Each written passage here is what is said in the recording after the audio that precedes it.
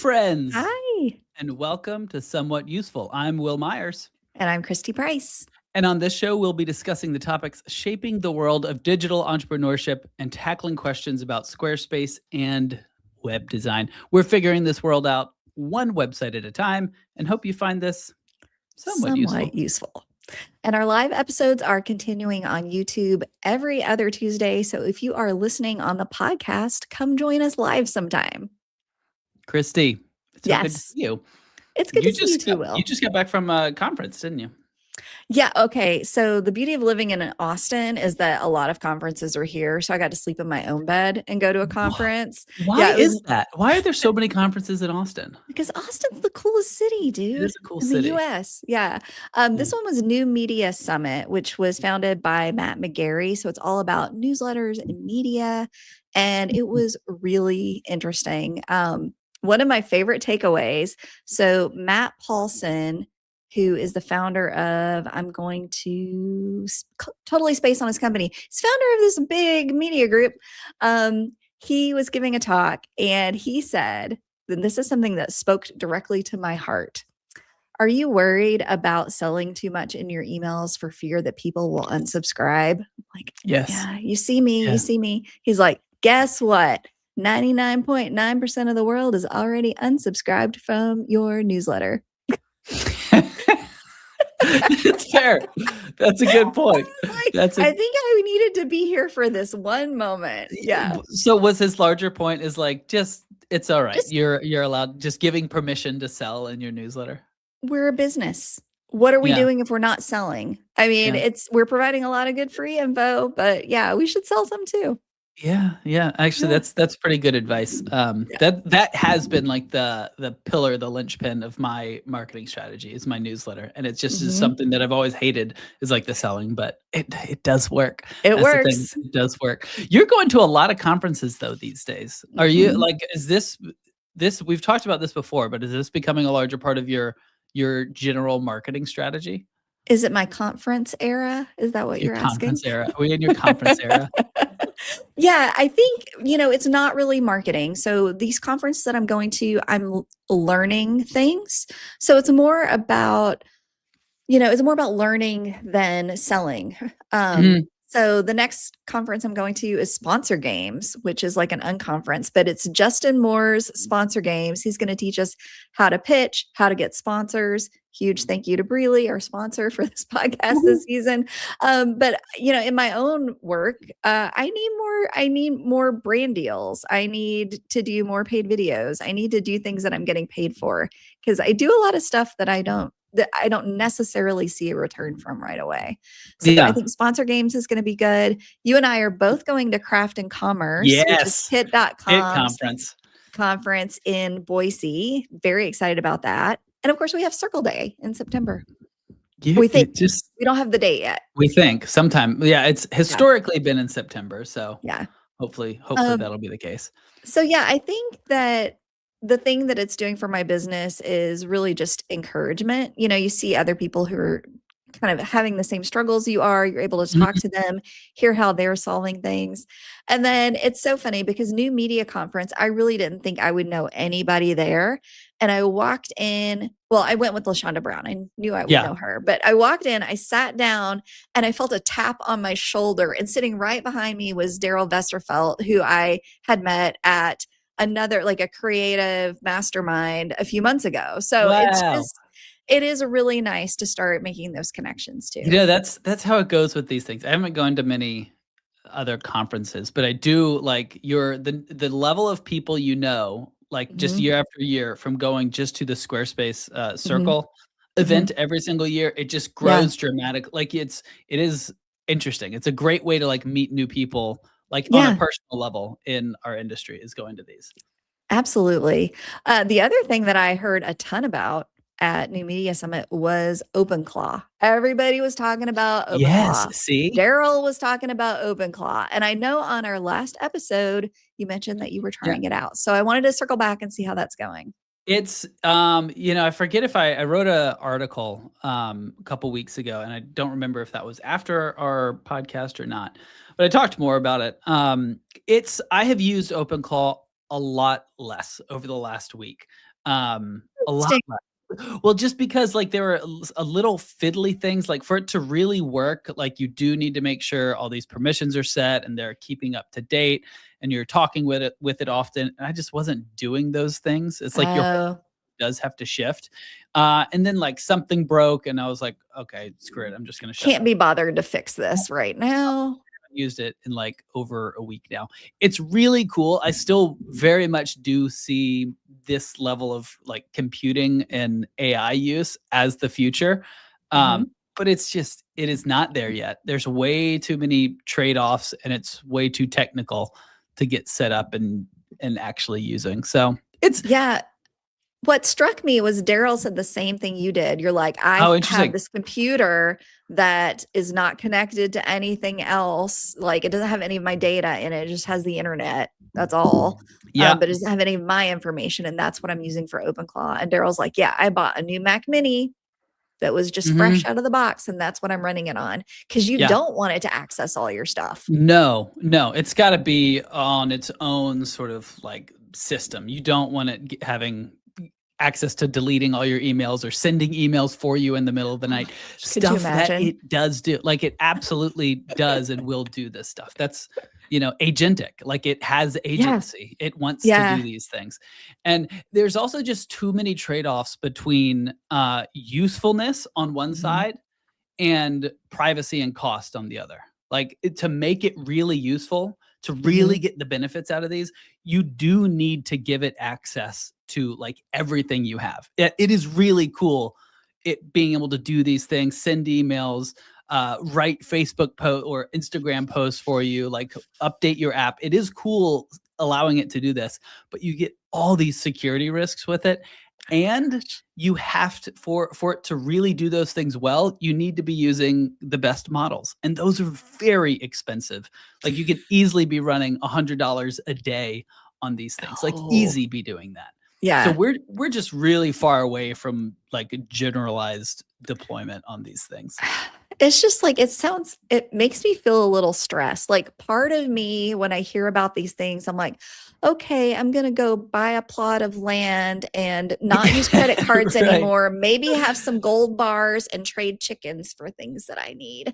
You right. know, it's Yeah. just like, do you feel that too I sometimes, feel that Will? I feel that very deeply. It is kind Okay. of my, like, low-key strategy is, like, let's just get a plot of land and then, like, figure out how to get some, like, hydroelectric, power Mhm. generation on there Yeah. and do some Yeah. planting. And if I everything know. goes poorly, there we go. That's where I'm I gonna just be. need solar panels. That's my last step to being Yeah, I have a generator, but, like, to be here we go. totally off grid and sustainable, I just need solar panels. So if There you we buy go. something for me this year, it's going to the solar panel So fund. solar panels. Yeah, that would be really fun. Okay, well, let's jump in, to some Squarespace updates. We have some Squarespace updates coming We on. do. One I'm kind of excited about, and I've not played around with it yet, but yesterday was the last day they were rolling it out, so it should be completely rolled out now. It's the mini cart, which Mini cart. displays what's in a visitor's cart on any page, just like a little mini cart. I have not seen this in action yet, but I'm very excited for it because especially because I think there was a bug where if you hid the header on a page, then you couldn't get to the shopping cart. It was like a whole Mm. thing. So this should fix that, and it sounds really cute. Yeah, just a cute Yeah, little cute mini little cart. mini cart. Well, and the biggest UI benefit for this is it's like shows up right on your page. You can kind of like see it on the page Mhm. instead of having to click to a cart page, it'll Or pop up roll up right and there. down. Yeah, Mhm. scroll up and down. Yeah, roll. Um, Scroll is what we do. scroll. How does these websites work? Scroll. But and Michael Mache over at Square Mhm, Websites had a great plugin for this, and it's still a great plugin. mhm. But it's really good to see. It's really good to see like Squarespace investing in some of these good And UI something that's a improvements. core feature. Mhm. Yay! Speaking about scroll bars and filter Mhm, bars and search mhm, bars, Squarespace has also released a new discounts panel, which, mhm. unless you're in the discounts area of Squarespace, you're not there too much. But in your discounts, if you're creating like a discount code or something, Squarespace has now, I feel crazy just saying, being excited about this. Squarespace now has a search bar and you can search through your different discount codes and filter. And this has been So something we have not had, and I've had to scroll every time I create a new discount code. I've got like hundreds at this point. You have to scroll, and then it does like the loading. So like you scroll, wait for it to load the next like batch of 20. Scroll, wait for it to load the next batch of 20. It was so frustrating. And now we have a search bar there. So, Will, I hope that Squarespace one day listens to this and they will hear my plea. Yes. Because as great as that is for you, the smaller percentage of people who use discounts, yay. For all of us who use Squarespace and use site styles, oh my word, if I want to update a color for an announcement bar, scroll, scroll, scroll. Where is it? I don't know. Have I missed it? There is no way to find it. It's just like, I'm scrolling. I had to do this with a client the other day. I'm like, okay, I'm going to start scrolling. Stop me when you see blog post grid. That's what we're looking for. It's just insane. I mean, if they can do this for the discounts panel, surely they can do it for site styles. So please, Squarespace, my plea to you, save me hours in each week. I would love it if we could have a search for the site styles. Anyone who's building UI, like if you have a list of something, please have a search. Please have a search. If you have a long list. Please. And also there's a bunch of stuff in beta right now. So a bunch of stuff we can't really talk about because it's in their Squarespace. But if you're a Circle member, you got an email about it. Well, if you're a Circle Gold or Platinum member, you got an email about it. And it's pretty cool. Correct. There's a lot of cool stuff in there, actually too much to even list. So be sure to check that out. Today, I'm really excited about our interview today, Christy. I'm so excited for this. We're going to be chatting with Gavin Zuchlinski. He is the founder of Breely, who is our sponsor. But what a lot of people might not know is he is also the founder of another company that I'm pretty sure you do know. He founded Acuity, which was later bought and acquired by Squarespace and is now the Squarespace scheduling product. And I am very excited to have this conversation with him. But before, let's thank him for sponsoring this season. Yes, and I'm so nervous about this ad read today because I've got to nail it. Gavin's here listening. Gotta get it. All right. If you run a service-based business, you know the real grind is not the creative work. It is the constant admin, booking calls, rescheduling, chasing payments, and stitching together tools that only unlock the features you actually need once you upgrade. Breely flips that model. All features are free from day one, including things most scheduling platforms paywall, like signatures, accepting payments, and email or SMS notifications. Breely adapts to how you work, whether you offer one-on-one appointments, workshops, classes, or multi-day events. Clients can book and pay online anytime, and you get automation, contracts, forms, and a clean dashboard that keeps everything running smoothly. No more limited plans, no more blocked features, just a modern scheduling platform built by the team behind some of the best scheduling tools in the industry. Start for free at breely.com/useful. That is BREELY.com/useful. Did it! You did it. Well done. But definitely check out Breely. It's great. You really should. Well, we're going to bring in our guest here, and I'm going to introduce him real quick. Today's guest is Breely founder Gavin Zuchlinski. He's been building scheduling software for nearly 2 decades. His first automated booking was for his mom's massage practice, which led to the creation of Acuity scheduling, and later that was acquired by Squarespace. After leading product teams at Squarespace and then stepping away to focus on family, Gavin felt the pull to build again, and this time on his own terms. That journey led him to Breely, a flexible, modern platform designed to help service-based businesses run with less friction and more freedom. Gavin, it's so good to see you. Hey, thanks for having me on here. And awesome job with that read. You've like really earned your solar panels and chickens. Thank you. I appreciate it. Well, Gavin, like I want to start kind of from the beginning here. Most of our listeners are very familiar with Acuity, aka Squarespace scheduling. And I want to rewind the clock a little bit and go back to when you were first building just in software in general. What kind of brought you to the software industry from an interest perspective, and then what led you to be building Acuity? Yeah, so I've been building stuff for quite a while. When I was in high school, I was building websites for people, and that led to like more custom bespoke things like commerce and little mini type of SaaS apps for specific customers. And then I saw my mom really struggling with manually texting people to remind them before appointments, dealing with all these like back and forth messages about people needing to reschedule and change all that. And there wasn't a great product out there to solve that. So I had this brilliant idea where I was like, all right, I'm going to build something to help her and solve that. And when I do, we'll put it out there for everybody. I thought the massage therapist market was way too small just to build it for them. So it was cross vertical from the beginning. And then I thought this will be a great lead generator for me building websites. I was completely wrong. That flopped 100%.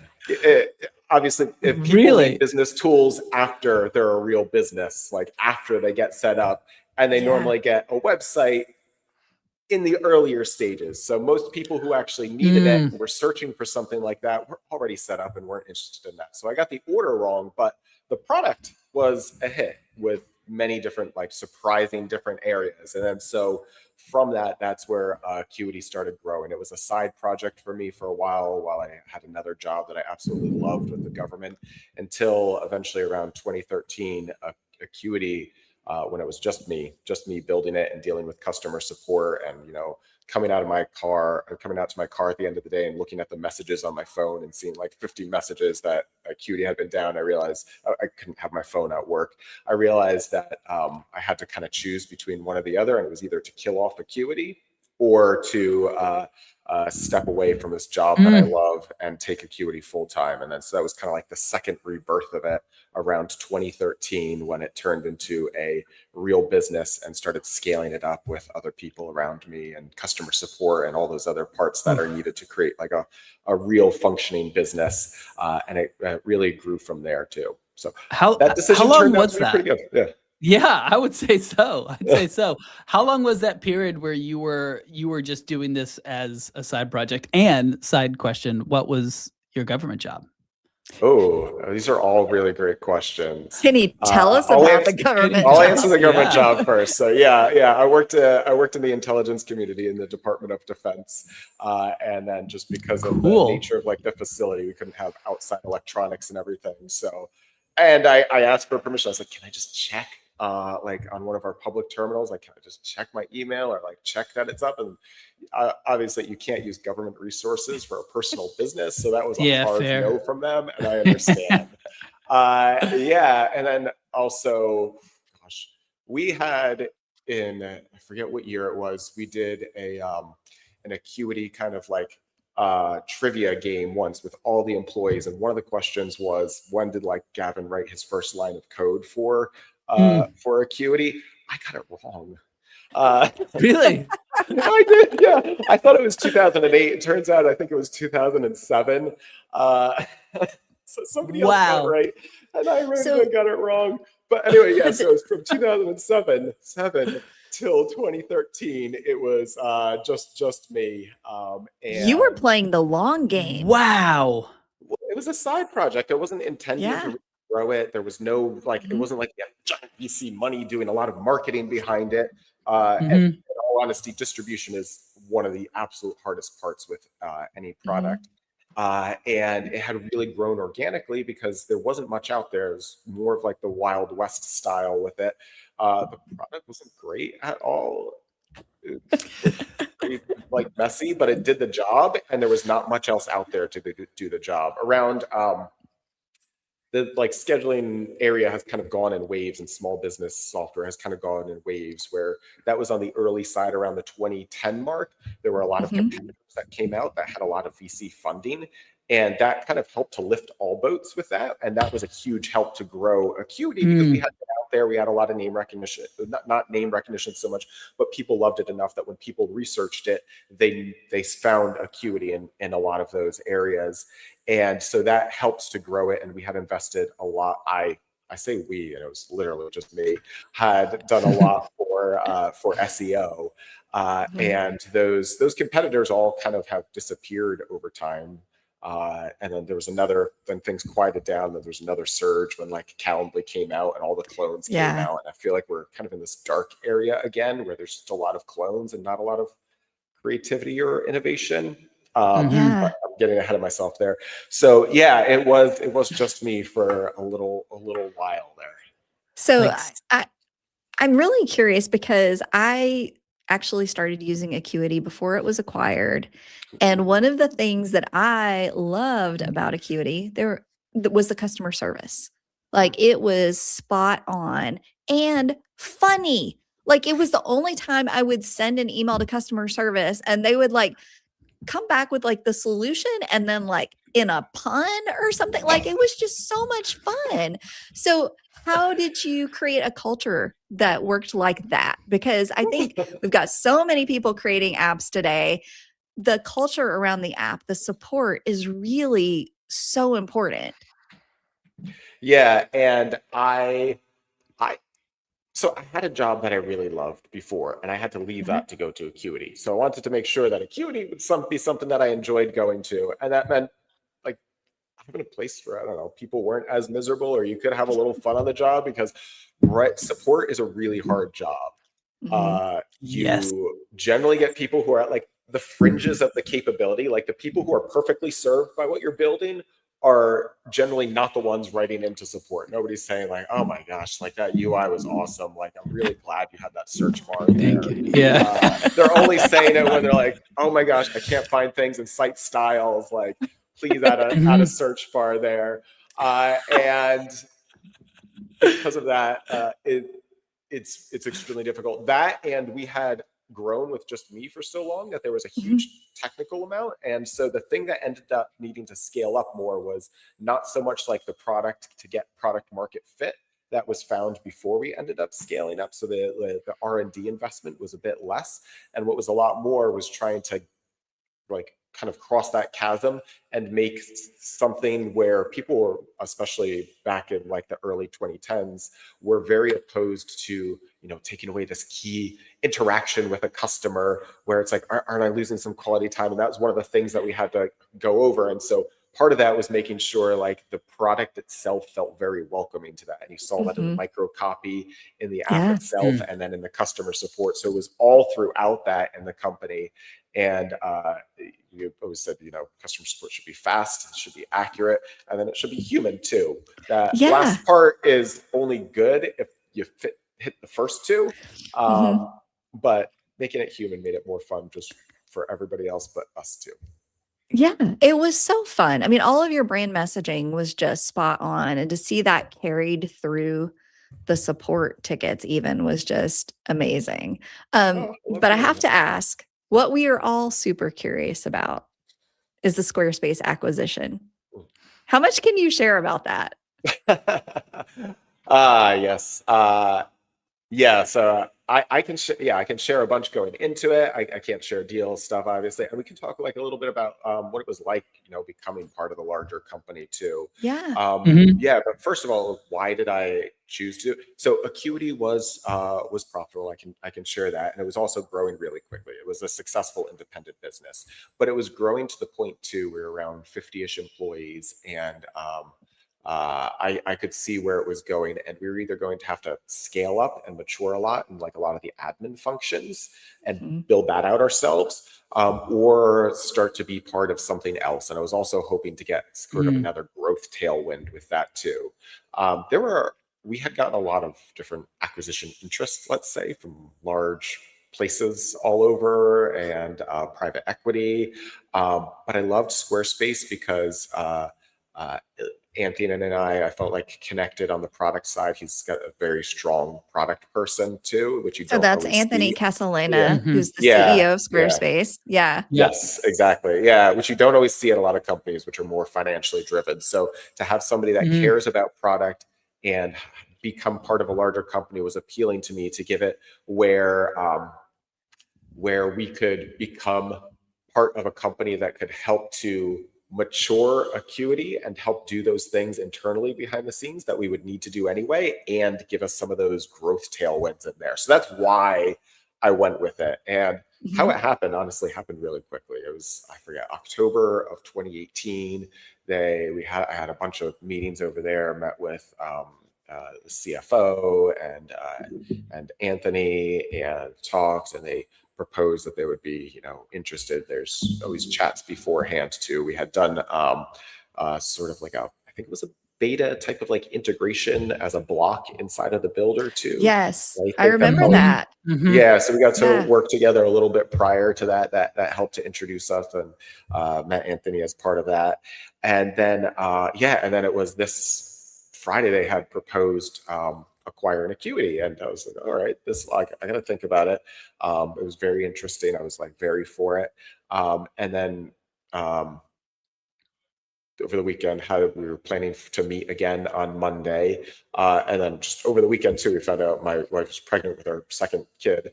And then so the first people that I told about it was Monday when I met with the CFO. And I was like, all right, so here's the deal. If we're doing this, there's kind of a time frame. Like, gotta roll. If the baby comes first before we can close the deal, we're not doing the deal. And 9 months, or I guess that was like eight months or so at that point, was enough time to hopefully close things, but it did end up getting pretty tight. So we ended up going through the deal process, which is incredibly boring. And then in April 19th, 2019, we ended up closing the acquisition, and everybody became Squarespace employees. We had 100% of all our employees come over that's and great. become Nice. part of Squarespace. And we were running really independently inside of Squarespace for a while, and then started the integration process, and then eventually integrated accounts and billing and all of that. And that's super cool. It's different being part of a larger company. There's a lot of things that I didn't expect beforehand, but overall it was a really good process. So just backing into the timelines, you built this individually on your spare time for like 5-6 years, 2007 to 2013. 2013, you decided to like do this full time, start hiring employees. You did that for another 5 to 6 years, and then sold to Squarespace. Is that sort of the right timeline? And the deal took like almost a year, really. Yeah. In fairness too, if you count the time where they might have been thinking about it, but I didn't know that they were thinking about it. It was probably, I'm sure that there were a couple months leading up into that before they came to me. I guess I didn't think there was such a long runway for that. I don't know. I have no experience in this, but I'm just like, I don't know. Somebody just like comes and buys your company a month or two. I mean, like, I'll talk generally like for the acquisition process too, because since this time I've had the fun part. I love chatting with other founders too, and like other people who are thinking about it. If you're trying to be acquired, like if that's your end goal, you're probably going to fail at it. Just let's be clear. Like we had a lot of interest because it was a fast growing, profitable company that didn't need to sell. And so if you're a fast growing, unprofitable company that needs to sell, it's going to be a little bit different. Or if you're a slow growing company that just wants to sell as a way out, it's also going to be really different. So it turns out the sweet spot is also to be acquired is also the sweet spot for not needing to be acquired. But so the process generally turns out where you have, some initial meetings with people. And since I've accidentally gone through this with a few different companies too, it like kind of follows the same pattern where they're like, all right, we're going to meet with like the product team, or sometimes they call it like a partnerships team or like corp dev team. And then you'll have a few different meetings and they're like, well, we're like interested in this space and we're not sure if we're going to like build, buy, or partner. In my experience, they've always ended up saying like, oh, we'd actually rather buy. But sometimes I guess sometimes it is, they're just going to kind of take your ideas and build out. The people that we've said no to for acquisitions have ended up building it out after we've shared a lot of information with them too. Ouch. Yeah, that feels bad. Yeah. Yeah, especially when they have a lot of money. But from my experience in like the early 2010s when I was independent and almost just me and other people had gotten, 20 million plus in funding, and they fizzled out and we survived. Like, you don't need a lot of money to be successful. You just need a good product and enjoy and just grind it out longer than anybody else. Like, making the numbers balance, not having the biggest like number in your balance sheet. Yeah. And then so the corp dev, you go through this whole little dance, and then like, you know what, we would like to buy, and then feels out, and you do this informal thing. You end up negotiating things, get a term sheet, but then the paperwork itself is like hundreds of pages and lots of details about every little thing. So, super boring stuff. Well, let's start on page 1, and you can just tell us like what we did on page 1. Absolutely. How much time do we have? It's so interesting how much of that could be applied to like dating advice too. Like, if you're really thirsty, you're probably not going to find someone. But like, if you're just like confident in yourself and focus on yourself, do well. Yeah, love that.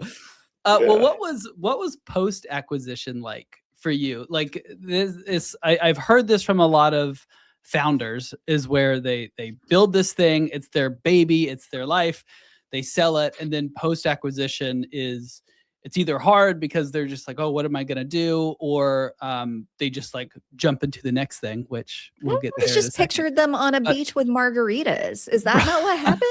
Oh, there's definitely beach with margaritas. Yeah. So I stayed with Squarespace for a while. So we spent maybe like a year plus integrating the product. And then so I was kind of on this, treadmill. I'm not sure if it's a treadmill or a roller coaster for a little while in there. And once we integrated, there was a lot of change up in things internally in Squarespace. I initially reported to Anthony directly until, there was no chief product officer. And then once Paul came on, I ended up reporting to him, and there was a lot of restructuring inside of the product area then. So I took on a few more areas there with platform and growth and marketing tools, and still Acuity also. Cool. And so I had worked a lot with different parts of Squarespace too, which kept it interesting for a few more years too. But ultimately, working at a large company isn't a place that I enjoy. Like, it doesn't. It's interesting for a while, but then it's when you're saying one of the big, there's a few like shifts that come. Like, one big shift, kind of, it takes a little while you're still like rapidly, integrating and everything. But then the next one is like, after things are kind of like a steady state and you're still at the company, you're like, now what? So taking on more there honestly helped a lot, so that I could still oversee Acuity, but keep things interesting as well. But then you realize there's a lot more that goes on in a larger company that is really different when you're the person at the top, and you can make, culture decisions. You can't make a culture decision so much when you're part of like another company, or you are serving a larger mission than just your product too. So decision making changes that. We're not always necessarily optimizing just for like what is the best for Acuity, but like what is the best for the overall company. And that's a challenging thing. Now, after I ended up leaving and deciding that I wanted to stop, it's like, honestly, it's kind of like withdrawal symptoms. Like, you go through these stages. Like, at first you're just like, at first I was still just spinning at home, like catching up on all the things that I didn't get to do. And I was like, I don't want to dive into anything right away, because I kind of knew something like this would happen. And like, you were just very like itchy and like didn't know what to do with yourself for a little while. And it took me probably at least a month to realize like I was probably really burnt out towards the end and needed to take time away and just spend time with my family. And honestly, I didn't want to start something else, especially back then. And not just anything either. It needed to be something that would like genuinely like interest me and like fulfill me, let's say. And just creating to create is not as fulfilling as creating a product that you like truly care about. Yeah. Well, after you took that break for a while, you came back, you started Breely, which is another scheduling tool. Gavin, I have to ask, do you really think we need another scheduling tool? I say this with love because I actually do love Breely, but somebody has to say it. Yeah, no, it's a great question, because if you asked me, back then, hell, like even if you asked me that today, like, no, I don't think that we need yet another scheduling tool. But But we do need Breely. but we do need it's Yeah. a little bit different. I can like step back to what caused me to look at Breely too. So Yeah. I do enjoy advising other founders, and there was a period where I forget what year it was, but it was like every other month there was somebody who would look up me on LinkedIn and reach out and say like, I'm starting blah blah blah type of thing, and there were all these scheduling apps coming out.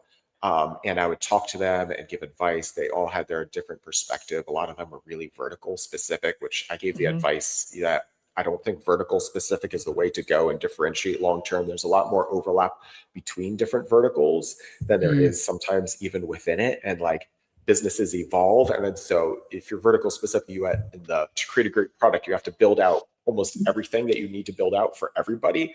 Anyway, I thought that they were all going at it wrong. And then I was like, why are there so many darn people reaching out to me right now? What's happening? And then because I had stepped away for quite a few years, and especially even when I was at Squarespace, I was so involved internally that I wasn't looking at what like a lot of the competitors were doing, never very competitor focused, but it seemed like there had just not been innovation in a while. And I also didn't want to build another scheduling app too. There's so many Calendly clones out there now too.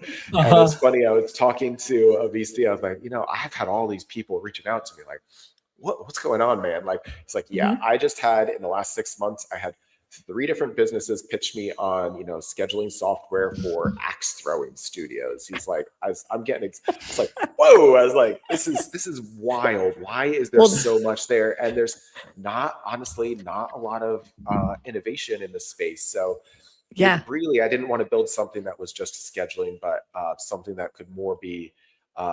Scheduling is often the core of what it takes for a service-based business. It's either like the bread and butter, like they live and die by their appointments, or it's something that helps to, facilitate a transaction and they do something else. But there's all these building blocks that stick off of there. And all these different verticals and even different businesses within there are often these like compositions of these different basic like building blocks. And you don't get a sense for all of this unless you've been sitting in the space for, 15 plus years. And so despite me talking to so many founders, nobody was kind of building what I thought would be good. And so there were a few things that we were looking at that were just honestly like a little counterintuitive that I weren't sure were going to work out. One was this idea of building blocks to make something very composable for all these different types of businesses. I think Shopify has done a great job of that for e-commerce, but knowing what it's like for service-based businesses, I hadn't seen anything out there. But at the same time, you couldn't just be superficial in many different areas. It would have to be something like scheduling is itself an extremely deep thing. Like you can do scheduling and go so deep in that one feature area. But I wanted to create something that's more a broader platform for service-based businesses and felt like we needed to do that in a lot of different areas.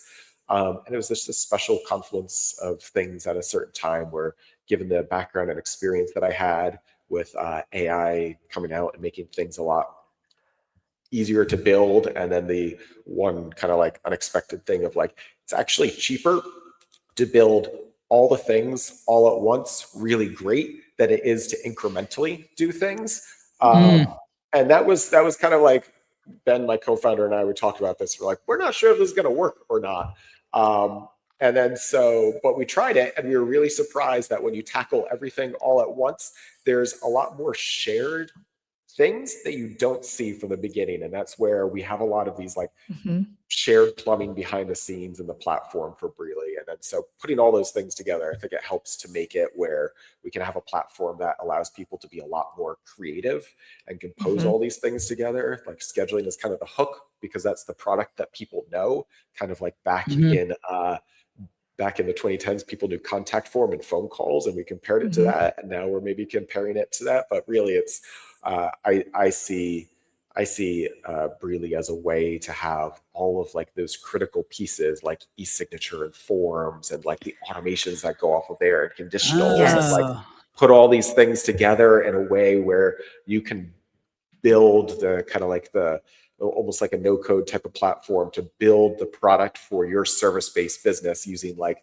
these well-built, basics, rather than just a scheduling product, if that makes Yeah, sense. That's a lot I of think when words. Yeah. no, but I think when No. we initially talked about it, the thing that I was blown away by and still am is that you have e-signature capability. You have this SMS capability. There's so much baked in at such a tiny price point. Like you get 10 for free. Like you can do everything for free for 10 clients, right? And then Yeah. even after that, it's still so cheap. So I feel like those of us who've seen software prices really increase over the past year, like this is such a breath of fresh air to be able to have so many features at such a small price point. So thank you for that. Oh, you're welcome. That's honestly, it's because I want people to use it and I think it's a great product. But also, when you don't need to like extract as much value out of, axe throwing places, Yeah. and you're reaching, we've got some wild different businesses like Rent to Sauna and I know there's cat cafes, there's all the usual suspects like Cat yoga, cafe. and then there's Yeah. like virtual like circus arts training, and like there's so many people don't realize how like broad there are for people Yeah. who are selling their time. Mhm. And when you look at the broader market, you can have a product that's much cheaper and really great because you're not trying to extract as much value out of such a Mhm. smaller segment of the market. That, and honestly, I find pricing to be so confusing sometimes with some of these things where it's Yeah. like this Yeah. bundled type of yeah. That I just want Oh, it's just everything like you're and like nickel Yeah. and dime to death. Yeah. yeah, and Yeah. I want Yeah. to let businesses like get creative. So I'm also, just to be clear too, like I'm creating this not because I want to build something that is like going to get sold again, but because I want to build something that can hopefully, at least like uh, be that is self-sustaining, but not trying to extract the most value out of the Mm. company either. And then so that Yeah. flows through. It sounds like you still That's a great have ethos. like the image of your mom's massage practice, like in the back of your head as you're like putting this together. You're like very clearly thinking about this service-based industry, this person, and you're building for Yeah. that person. Yeah. Well, and now that I've talked to so many different people too, I've noticed, one of the other thing too is I noticed a lot of businesses kind of go along a different trajectory where you start out with something like really kind of defined. Like maybe you're Mhm. just doing consults for somebody, Yep. or like we were talking to an RV park and they're like, we need to do rentals. So you can do like multi-day rentals in Breeley. And then we were like, did they were asking like, why should we go with this like RV park specific thing? I'm like, well, I don't know. But started asking them questions too, like, do you know where you want to send it? Like, is it just selling RV spots, or like, are you going to do like Yeah. classes that are there too? Or you want people to be able to hire a guide for like a nature walk nearby? Mhm. Or are you going to do like add-ons for the different spots that are in your RV park? Or like, because they had a lot of different interests too. Like, are you going to run like, like workshops, like multi-week like class series about like pickleball with the courts that they had on there, and like Mhm. businesses evolve in so many different ways, and I Mhm. don't know. I don't know. No, We see this with almost every type of business ends up starting with something really defined Yeah. that like the product works great and then it changes.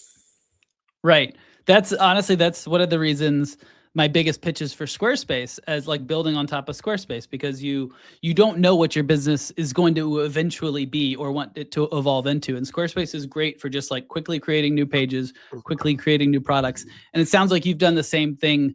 This has been my reason for not jumping into these scheduling platforms in the past, because I feel like I'm building a product around what the software can allow instead of like what I want to offer my customers. And it sounds like Breely like would give me that flexibility Yeah, to build that. That's that cool. that is the ultimate goal. And just to be clear, we're definitely not trying to build like a website platform. So you're still going to have your own Right, website. right, right. I'm just making the analogy Yeah, there, I of don't think course. anybody in their right mind would build a website No. platform yeah. today. It's one of those, No. a lot of these things you don't realize the depth in the area until you start to get into it. And Yeah. building something that has like very expressive design is incredibly challenging on the website side. Building something where you can express the business and evolve that over time, also really challenging and takes a lot of deep understanding about it. And I think that we built something really special that can help to unlock creativity. Like, another story too, I remember from Acuity when we were starting out, it was intentionally cross vertical. I didn't realize what a lot of those things were, but then in like the 2015 time frame, there were cat cafes and escape rooms that started to be really popular. And Yes, Acuity escape rooms became really popular with both of those because all the things like that we had built for, like a yoga studio, worked surprisingly well for a cat cafe where you could, you had multiple people in an area, you could book like a time slot, you could, add on your yoga mat, or you could like add on, tea and coffee or whatever at the cat cafe. And for escape rooms too, really similar, like the things that we shared between there that we had built, with some small adjustments worked. And now Breely is kind of going from taking all of those learnings and really like decomposing to like what are those fundamental pieces around there with forms and scheduling and managing all those different things. Well, there's a lot of people are wanting to jump into app development and build new things, and everyone's Everybody has jumping an into app. that these days. What are you, as someone who's done this multiple times successfully, like what would you say to people that are sort of dipping their toes into the software development industry? And what does the just future of app development look like from your vantage point?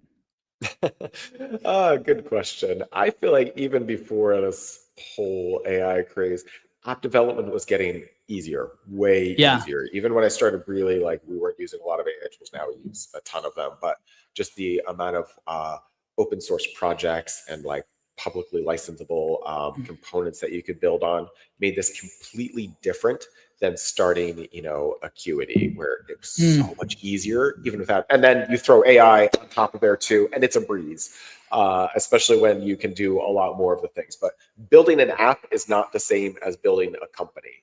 I feel like I see there's like it falls apart in a couple of ways. Like I feel like I see so many people just building clones of Calendly, to be honest, to fix their one like little niggling thing for just them.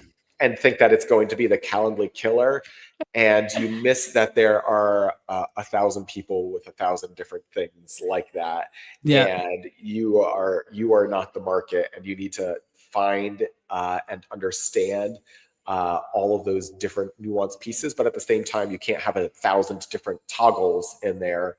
Otherwise, you end up needing, a sidebar with search again to try to find the thing and describe it too, which is incredibly hard.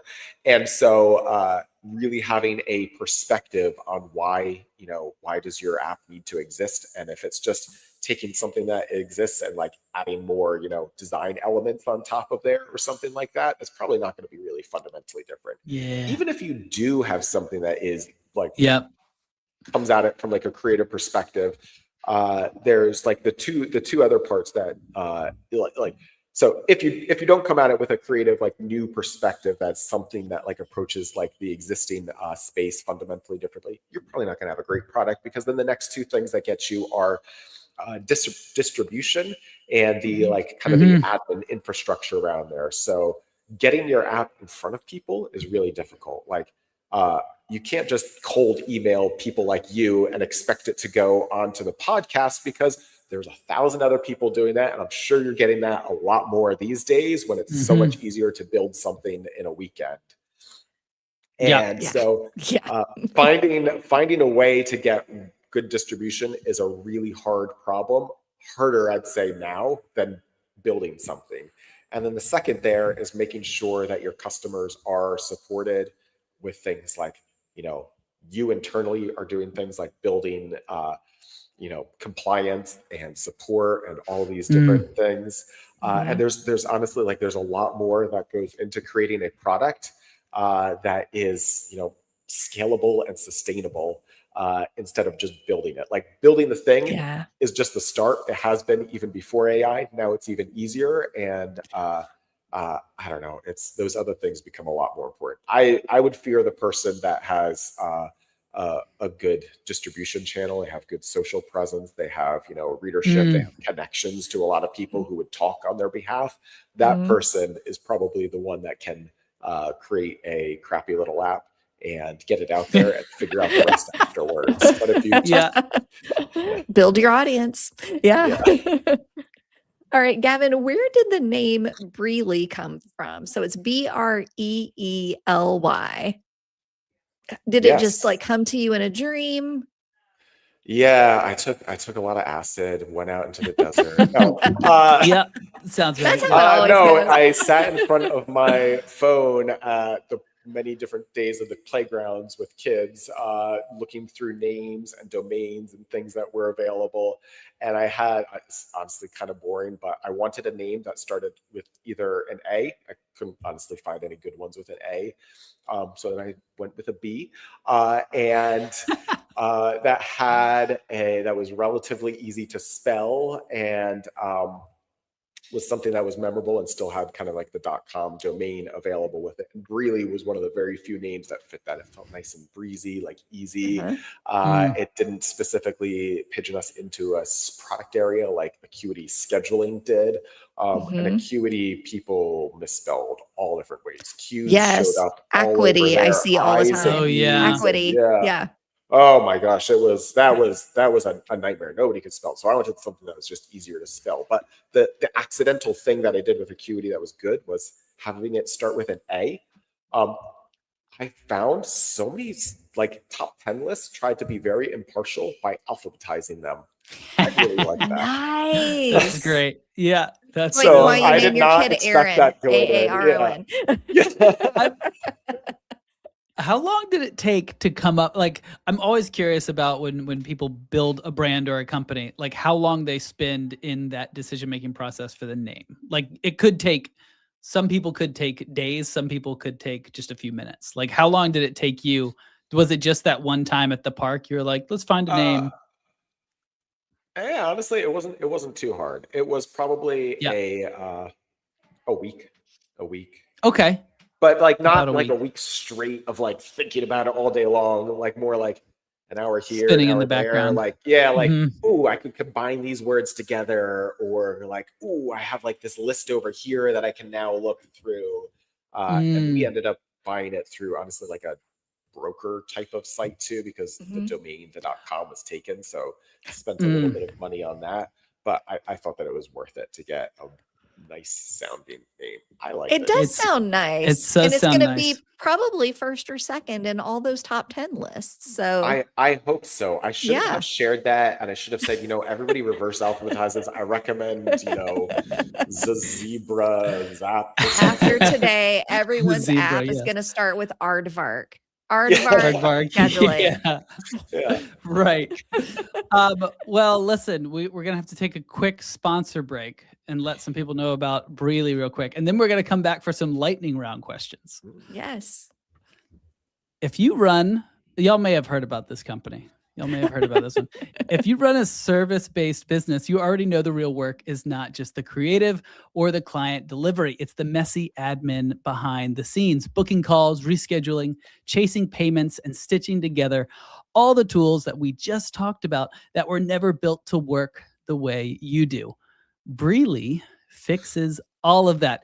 It's the modern scheduling platform built by the team that has spent decades designing the best tools in the industry. Breely adapts to your business, whether you offer one-on-one sessions, workshops, multi-day events, cat cat cafes, you do anything, Breely can handle it. Clients can book and pay online anytime, and you get automated reminders, contracts, forms, and a full dashboard that keeps everything organized. No more duct taped workflows, no more reinventing how you schedule. Head to breely.com/useful. That's BREELY.com/useful. Gavin, we've got 3 lightning round questions for you. The first is, what's your favorite app on your phone? Oof. All right. So this one is a new one. Final Surge. So I'm training for Tidal a Surge. 50-mile race in September, and I got Wait, a how coach many to help mile? me. 50 miles. Is that like the ultra Uh, marathon or something? Is that yeah, one of those? yeah. Yeah. One of them, I signed up on a whim, and then realized I need to be like seriously trained for this. So I got a coach, and so he kind of gives training plans through that app, and it's the one that I look forward to looking at the most, and also like reading all my stats afterwards, like all the crazy analysis that it Mhm. does. It's not so much the app; it's a lot the human behind it, but it's the one I enjoy opening the most right now. Tidal fun. Surge? Is that what it's called? Oh, Final Surge. Final Surge. Final Yeah. Surge. Okay. Oh, Yeah, interesting. like that last 45 miles for me would be the final surge. Right. Yeah. Right. All right. What's one boundary that you wish you set sooner? uh, all right. I might come across as an asshole with this one, but not It's allowed. responding to emails or just responding slower. I used to respond incredibly fast. Honestly, even support you, I'm sure you loved that, but Mhm. you end up being a crutch for everybody else. And I don't know, people don't try on their own, or like you don't get as control of your Yes. time when you're so reactive. It took a while because people also don't like it. So you're kind of being the Yeah. bad guy, but it helped me the most. This is something I teach in my course for web designers. I'm like, yeah, you can, if you have a minute, you can go ahead and answer it, but you're going to schedule that email to go out tomorrow or the next day because you don't want people relying on you for that instant fix when they could just Google it, because you're training them to just ask you because you're so fast and so efficient.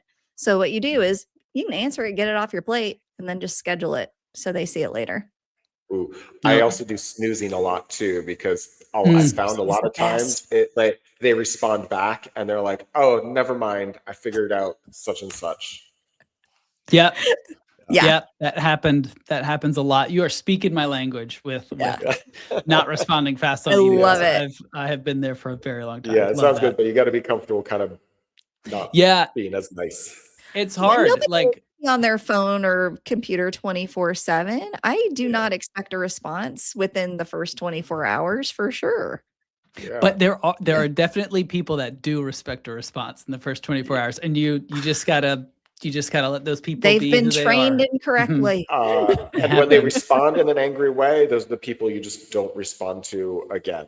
Like Yep. sometimes you don't need those. It's okay if you're going to, not use Breely or not be my friend if you need an answer that fast. I feel like you've got plenty of friends, Gavin. You don't need extra ones Thank from you. customer Thank support. you. Yeah. We'll go grab a drink after Yeah. this. I appreciate that. Yeah. All right, last lightning round question. What is your favorite non-work book? Oof. The book Die with Zero. I don't know if you've read that one at all. I've heard about this. I've not read it. Oh, I love it. It's one of the few books that have really changed how I live my life now too, and finding a lot of balance with work life, and the perspective of why I am doing Breely is about making something that I truly enjoy, like a craft product. And so with Die with Zero, the idea that the author is trying to put out is, in the end, like, don't try to hoard up as much wealth as you can, but instead spend it down so that you die with zero. And it's not about spending the money so much as it is maximizing the experiences in life, which could mean earning less money or using what you have to spend down, or giving I'm your hearing donations and always things to the fly kids. first class. Yeah, and There we go. part of it too, so you don't arrive completely exhausted and waste an entire day. Yeah. But I'm because of definitely that, going to check we're out this traveling book. a lot more and building Breely on the go, and spending money on things like AI, and making sure that the places that we are spending are like both fulfilling to myself and providing value to people too, and not just trying to build something that maximizes wealth, because that's not an enjoyable thing that I want to look back on my life and say I created the biggest, Most shareholder expensive company. value. Yeah. Yeah, great. I think that is the perfect place to end with that that look at life in general, that philosophy. Yeah. I love it. Ooh. Thank you so much, Gavin, for being here today. Thank you for sponsoring the podcast this season. And thank you for creating Breely. It is super cool. If you haven't checked it out, breely.com/useful. And thank everyone for listening. We hope you found this at least somewhat useful. Be sure to subscribe to our podcast. And if you really like us, leave us a nice 5-star review, as this really helps us grow the pod. Thanks again to our sponsor, Breely. And thanks to our audio engineer, Ricky Gutton. We'll see you all See you next time.